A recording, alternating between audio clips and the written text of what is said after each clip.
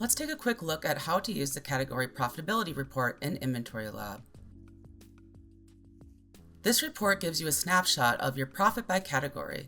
It pulls in sales and refunds for both FBA and MFN listings, so you can quickly see which categories are performing well and which may need attention.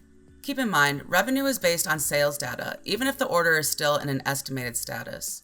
That means the numbers can change during an open settlement period.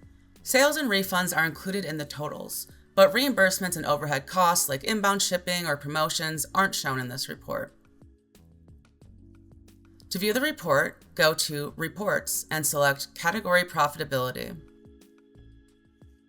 The default view shows the last 1 month of data. Use Advanced Search to filter by date, order ID, title, ASIN, MSKU, or even scan a UPC. Each row shows a category with sortable columns, including units sold and units refunded, MFN shipping, revenue, with refunds already subtracted, percentage of revenue, profit and ROI, and on hand, showing how much inventory you currently have for this category. At the bottom, the totals bar gives you a quick summary: units sold, refunded, revenue, profit, and on-hand inventory. Hover over the bar graph for a quick glance view of each category's profitability.